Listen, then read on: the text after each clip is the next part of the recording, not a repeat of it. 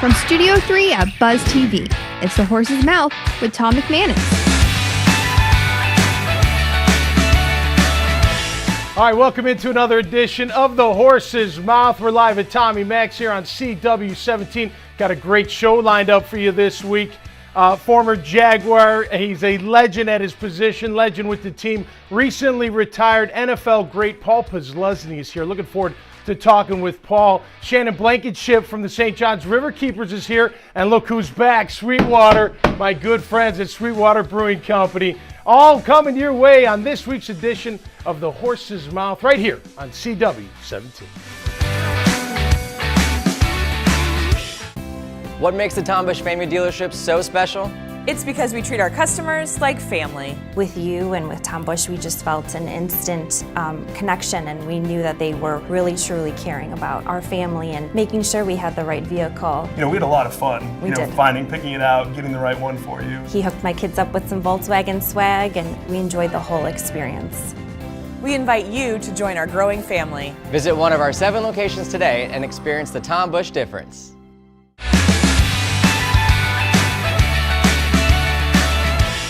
All right, welcome back to The Horse's Mouth here on CW17. As promised, my guest this week, 11-year NFL veteran, a standout linebacker, standout guy off the field, Paul Posluszny joins me here on The Horse's Mouth. Paul, great to have you, bud. Thanks for having me on. No, I really appreciate it. It's an honor. I've enjoyed watching you play as a former linebacker myself. Man, you did it right, brother. You did it right. You played the game, you approached the game, you did everything the way a middle linebacker is supposed to do it. So congrats on an awesome career. Thank you. How do you feel about, being over?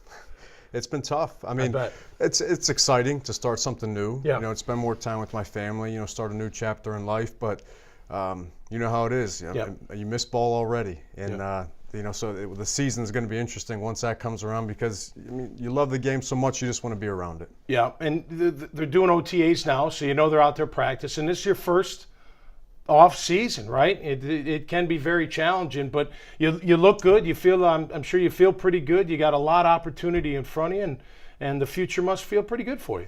It does, definitely. Yeah. I mean, I'm excited about it. It's just because it's going to be such a new challenge, not to have that schedule of football and know that we're going into training camp when it's late July.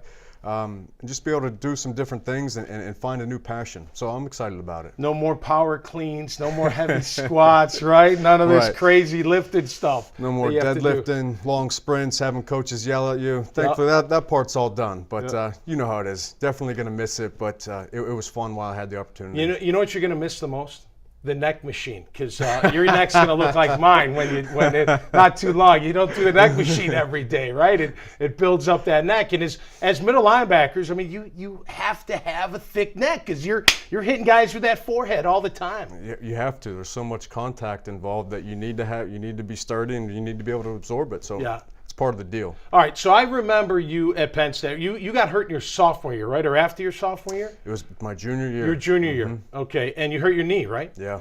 So I remember you. I think you were you in the Orange Bowl your sophomore year? Against Florida State. Yeah, and I remember watching. I obviously watched the linebacker. Man, this guy really makes a ton of plays. Were you always a linebacker growing up outside? In Pennsylvania, were you always a middle back? Actually, when I was young, I played running back. Okay. And then only started to develop into a linebacker when I got into junior high and then into high school. Yep. But yeah, when I was young playing football, it was always, you wanted to play offense, you wanted to carry the ball. So I played running back growing up, and then a coach at probably 8th or 9th grade said, you know what, we need to move you over to the defensive side and play linebacker. You'll have a lot of fun there, and I've loved it ever since. It is a fantastic position. I think, when you're in the middle, there's so much action. And you've got to be able to absorb a lot inside that middle. Guys way bigger than us. People will see you and they'll be like, gosh, Paul, you're a big guy. And you're like, man, I'm really not that big because the guys in front of me are massive and I don't feel that big. But I tell you what, with all those offensive linemen coming at you, the big fullbacks, the tight ends, the tackles cracking down, I mean, it's a busy place in that middle linebacker spot. Absolutely, but it's such a great position to be at because there is so much action. Yep. And you get to be in command of the huddle and communicate with the guys and have an opportunity to make plays all over the field. That's what was so fun about it. Yeah, no doubt about it. We did it well, first in Buffalo, then here in Jacksonville. What was it like playing for the Buffalo Bills organization? Great organization. Yep. I was very fortunate that they drafted me and had some really, really good teammates there. struggled on the field a little bit. You know, we had some inconsistency, but it was definitely, I'm glad I had the opportunity to start my career there because it was a good experience, surrounded by great people. And then, you know how it was, a coaching change came around, and it was time for me to move on. So very fortunate that I ended up here. Yeah, were you ever thinking about Jacksonville during free agency? How'd that come about when you became a free agent here? We were looking at different opportunities and who was going to reach out to us, and they said, hey, you know, Jacksonville might be a place. And at that time, you know, Coach Jack Del Rio was the head coach, former linebacker, which I loved. You know, looked at the team and the guys, saw that they ran a 4-3, and said, hey, this might be a place where I can come in and learn how they do things and make an impact. And thankfully, I was able to stay. You made a hell of an impact, Paul. You made a hell of an impact. Second overall, all-time leading tackler next to the great Daryl Smith, who you played with, who was a fantastic player as well. Daryl is one of the best. You know, what was so special about him, you know, played linebacker, but he could play each linebacker spot at a high level. So talented, it was so very versatile, could do so many different things. I needed to be right in the middle. You know, and play right there. You could have played well though. You could have, because you could run. I mean, you really had the speed to get sideline to sideline if need be. Yeah, and that was, you know, I would have an opportunity to be there, but you know, we talk about Daryl, just anything, cover a tight end, cover a back, he could do it all. So it was awesome to learn from him. I also learned 15 picks, right? Is that right in your career? 15, 11, 15? We'll go with the high number. Okay, good. Most of Jags, I think, as linebackers. I think he had the most out of Jags linebackers in the history. That's saying a lot. We feel like we had opportunities. You know how it is. Being in the middle of the field, you have opportunities to read the quarterback, break on the football. So I was fortunate to be at the right spot at the right time. We're going to get into some great memories. One of my favorite is when you picked off Peyton and took it to the house not too long ago. That's like a dream for middle backers, right? That's it. Doesn't get any better than that. It's one of my favorite plays of all time. That's right. All right, hang in there, man. Paul Puslesny here with us on the Horse's Mouth. We're at Tommy Mac's Bar, and we're right here on CW17. Brought to you by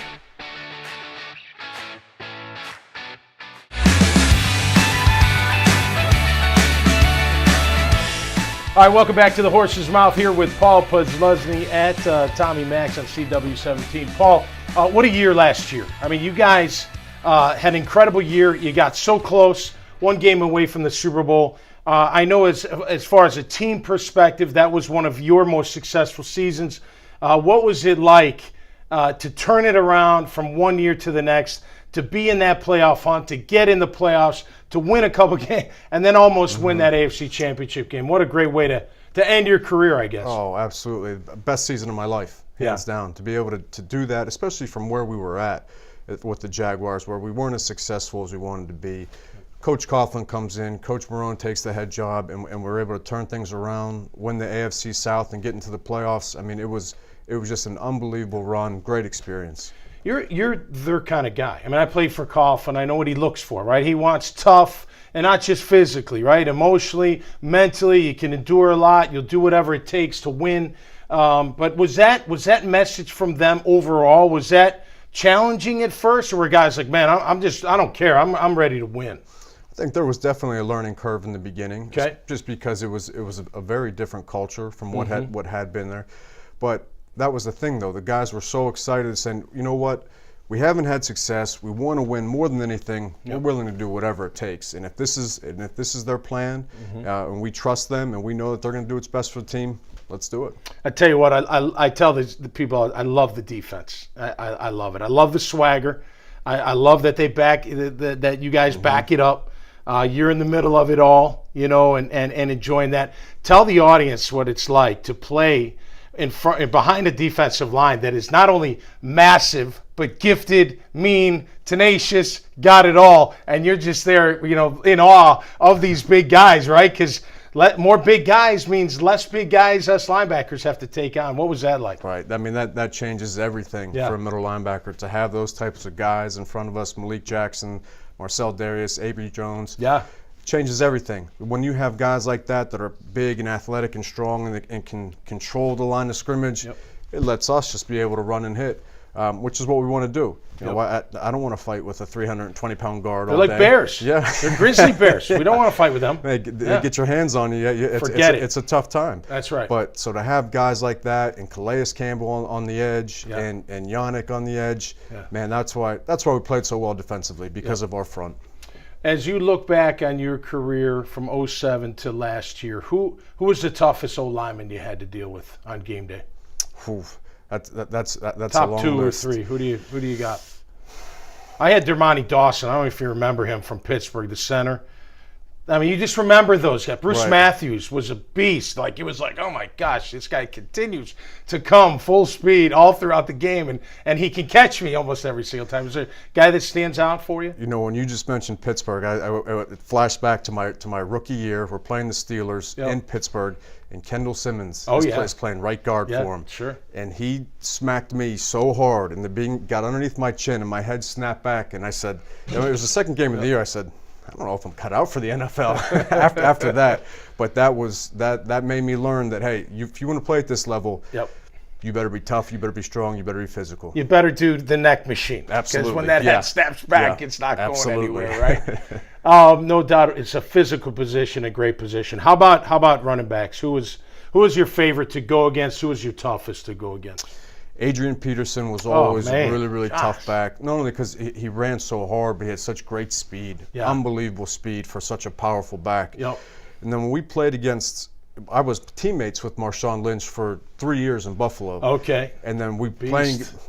beast mode. And then playing against him when he was with Seattle, you remembered practicing against him how tough he was. Tough, physical runner it was so hard to bring him down with one person. He was so determined and just ran the ball angry. You know, and some backs, when people, I don't know if people totally realize, but even at the NFL level, you smack them early.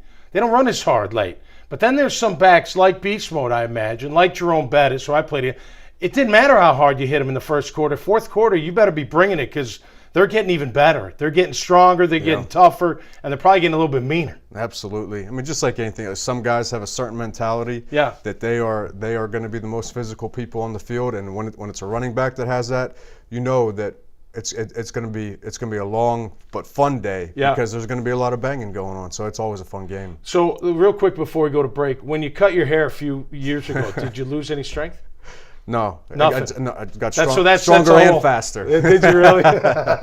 Made you lighter, right? Exactly. Made you lighter. More aerodynamic. There you go. All right, hang in there. We got more to come here on the Horse's Mouth. Shannon Blankenship from St. John's River Keepers is here. 2 former middle linebackers. We know what it's like to take care of a river, kind of, somewhat, right? Yeah, maybe we'll work on that. And, of course, Sweetwater 420 is here, and they're great beers. More to come on the Horse's Mouth right here on CW17.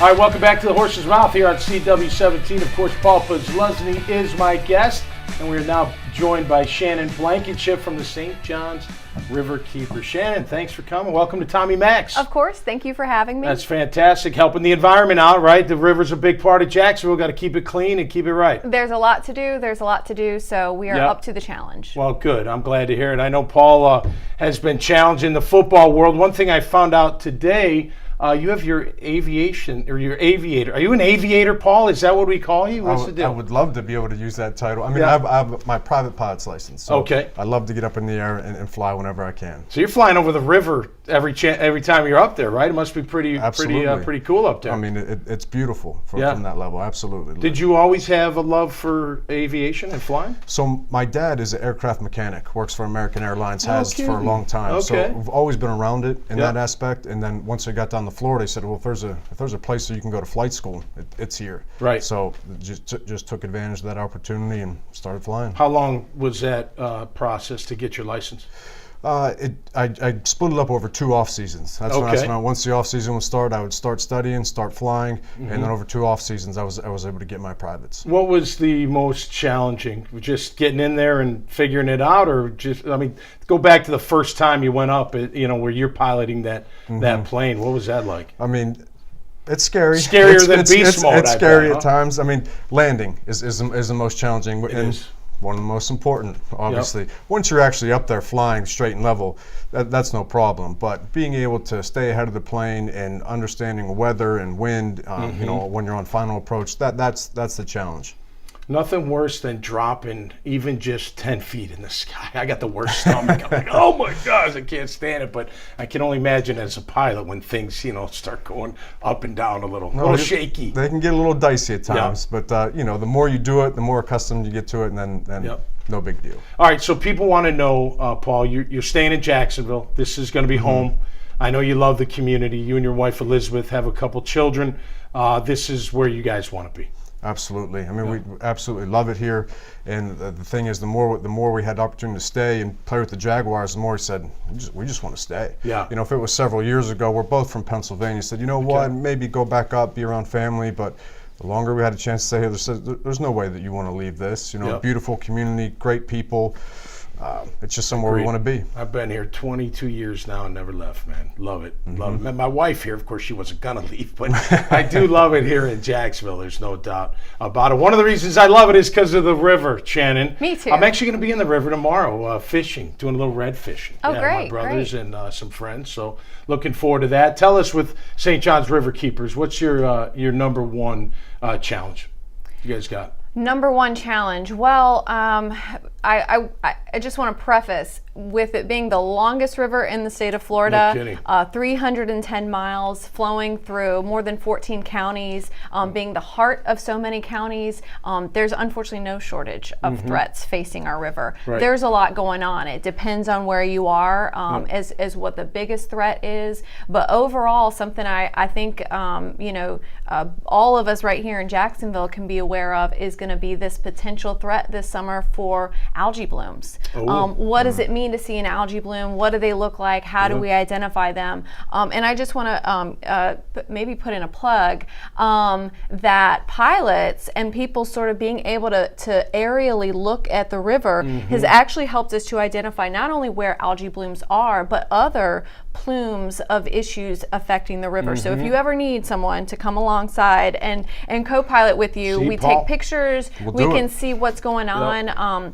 And that's how we sort of can be on the first line of response, either with boaters in our river patrol or through, you know, friends that can help us give opportunities like that. You come on the show, you get connected to your next gig. I mean, come on. You'd be up in the air, just man. Like do what you love. Right? Check it out. It's really, hey, Jacksonville's a very unique place, you know, and downtown with the river running right through it. I can't wait till what Shad Khan's going to do, what other people can do, our downtown. Once it gets rocking, I mean, I already love this city, but this city is about to take off. That's one thing that's very exciting, and you got to feel it while you're thinking about your next move. Oh, absolutely. It's a place that you want to be a part of, especially because you see how much it's growing, how much people are excited to be here and live here and find jobs and create jobs and opportunities. You just know that there's just more exciting things to come. No doubt about it. All right, Shannon, how can people find more out about you guys? Sure. I think a lot of people come to Jacksonville to see Jags games, to do all the things we do because our river is right here in our downtown. It's such a beautiful facet of our city. To find out more about the issues impacting the river, I'd say visit our website, stjohnsriverkeeper.org. We're also super active on Facebook and Instagram. Awesome. Thank you. All right, as we wrap up, one thing I like to do, so you can chime in as well. What's your favorite restaurant here in town? You got one? Favorite restaurant? I'm going to go with, you know, this is joint between my wife and I, Ocean 60 in Atlantic Beach. Yeah, that's a beautiful place. How about you, Shannon? You got one? Oh my gosh, I'm on the spot. I have so many favorite restaurants. I will just say I live around the corner from Moon River Pizza, and I walk there probably 2 times a week. So I don't think I could say it's hands down my favorite, but I am a frequent customer at Moon River, and it's delicious. A lot of things about Jacksonville. One is the food's incredible. We've got a lot of great food. A lot of great restaurants, a lot of good things to do. What do you do to unwind? What do you do to... Because you seem like a serious guy, Paul. I know you laugh from time to time, right? I know you joke around, but what do you like to do to unwind? I mean, unwinding to me is just taking the kids down to the beach, play with them all day. You know, we have 2 little ones, so stay busy with them and hang out and play with them and enjoy time with them. Do you surf? I haven't learned yet. You gonna learn how to surf? If you're willing to teach me. No, I fall on my face. So I'm not the guy, but yeah, I love trying. It's beautiful. Our beaches are great too. No doubt about it. Always a lot of fun. All right, man. Thanks for coming on the show, brother. Thanks for having me. All the best. All the Thank best. you. You listen, you did it great on the field. You do it great off the field. I know you've got a big future ahead of you. And with this city behind you, everybody loves you, Paul. You're not going to lose, brother. Thank you. You're not I going to lose. appreciate Shannon, that. thanks for coming on. Thank you. All Thanks right, for check having it me. out. And check him out at St. John's Riverkeeper's website. We'll wrap it up here. Coming up next on The Horse's Mouth on CW17.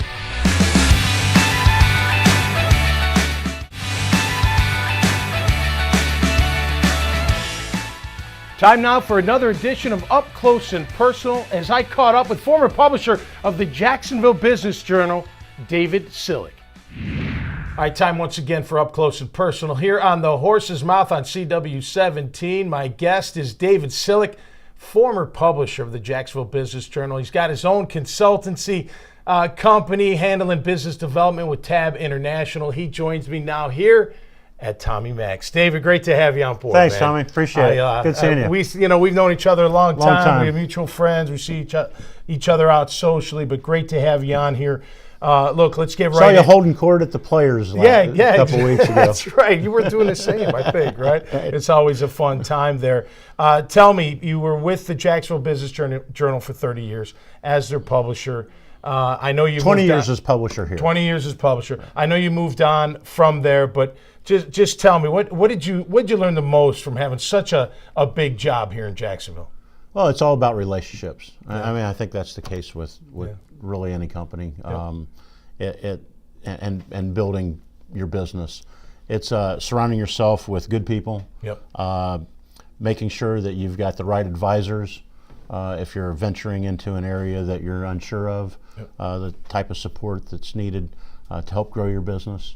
I learned how to grow a business. I learned how to, unfortunately, deal with a lot of change in the industry. I can't think of any industries that went through as much change as the media industry did during and following the recession. So a lot of change management. But it was, to spend 30 years in a career that, is unheard of for a lot of people, but to really love it and be able to move on and continue developing those relationships and utilizing that skill set, those things that I really enjoy, and that's helping businesses really grow to the next level. Things I did as a volunteer in the community, I continue to do, and that's what I do in my business development consultancy. Well, you've been with you're a big part of Jacksonville, right? Obviously, with the Journal and everything you did there. You care about this city like I do. You're an entrepreneur. You like new things. You're with Tab International. Why don't you talk about that a little bit? Tab's. I knew when I retired, I knew I would do some sort of peer consulting, peer advisory group consulting, and there's a number of them. Tab is one of the gorillas in the space. They've been around for 30 years. They're headquartered out of Denver. They're in 180 markets, 16 different countries. When I was in Denver getting my certification back in January, there were 4 people from Australia there for the same period of time going through their certification and taking the concept back there. But what Tab International is Tab stands for the Alternative Board. Very descriptive. Much like large companies have boards of directors, most small companies don't. That's right. So we assemble in a very confidential environment, non-competitive, so exclusive to industries, a group of CEOs, 8 to 10, and I facilitate a monthly board meeting, and they help solve each other's issues, challenges, opportunities, vet things. You've got help looking in from the outside. Business owners often deal with the same issues. And then my one-on-one coaching, on a monthly basis, we take them through proven protocols and processes and help them develop a strategic plan, set KPIs, key performance indicators to track, and help take their business to the next level. It sounds like you're in a locker room almost, right? You got guys of the same ilk, right, that are doing the same kind of things, and you're all trying to get better, right? So how do you get better? I mean, hey, I'm one of my former teammates. I may have watched him work out a different way or do something different that made him better, or maybe it was a way to watch film, maybe it was something like that. But your core peer, it must be comforting for CEOs of smaller companies or mid-sized companies to say, hey, I can get together with like-minded people and maybe they can help me figure some things out. And the sports analogy is a great one because you also get them out of their comfort zone. Sure. Yeah. And you do that in sports, right? That's right. You're challenging. Always challenge. If you're hearing BS, yep, you challenge them on the BS. That's right. And that's what a peer advisory group does. They build very strong relationships with each other. They get to know each other's business, and they call them out when they need to, and they understand how to communicate with one another. Yep. And help push them to that next level. Yeah, maybe even think outside of the box, right? Get new ideas, how to handle your employees, how to handle your clients. That's fantastic. So as we wrap up here on Up Close and Personal, you've had to reinvent yourself a little bit. I mean, you're doing similar things. It's parallel, but it's a little bit of reinvention. It's you're an entrepreneur. Yeah, I met with Michael Grebe, who retired from Interline Brands, Home Depot, when they sold that. Yeah. And I loved Mike's terminology of that. Repotting yourself. Yeah. So Okay. I planting seeds, have baby, right? repotted myself a little bit. And I'm not working nearly as many hours as I did. Sure. I'm enjoying our retirement. We just got back from 3 weeks in Europe, and nice. I take Mondays and Fridays off when I can, and it's a semi-retirement, but it's doing all the things that I love. And that's being in the community, helping people with their business, helping them grow their business, and schmoozing. That's right. Nothing wrong with that. We're a professional Nothing schmoozer. wrong with that. And let me ask you this as we wrap up. The Jag success, bringing sports back into it, that helps everything in this town. Absolutely. It's so incredible. The rising tide lifts all boats. That's right. You can feel the energy. I love it. I've been a Jaguars season ticket holder almost since day one. Yep. And it's it's that relationships that you build with not only the team and the front office, but also the fans, and you stick through thick and thin. That's right. It's just another great analogy. When a business owner's down, he needs the support of other good, like-minded entrepreneurs that help them through that. And then when things are riding high, you help them get to that next level. Tough love, baby. Yeah. Hold yourself accountable. Good things happen.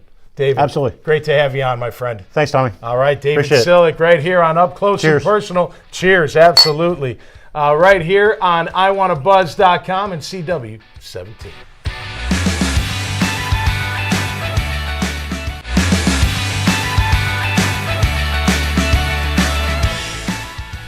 All right, what another great show, man. Gosh darn, Paul Puzlesny was here. Fantastic. What a good guy on the field, off the field. His future is bright. There's no doubt about it. Of course, I want to thank Shannon Blankenship for being here from the St. John's River Keepers. Man, keep the river clean out there. What's wrong with you? Get it done, keep it clean, and keep it as beautiful as it should be. David Sillick, on to some great things with Tab International. He joined me on Up Close and Personal. Another great show. Hope you enjoyed it, and we'll look forward to many more right here on the Horse's Mouth on CW17. All right, that'll do it for us this week. Stay cool, Jacksonville, and be safe. We'll see you next time here on the Horse's Mouth.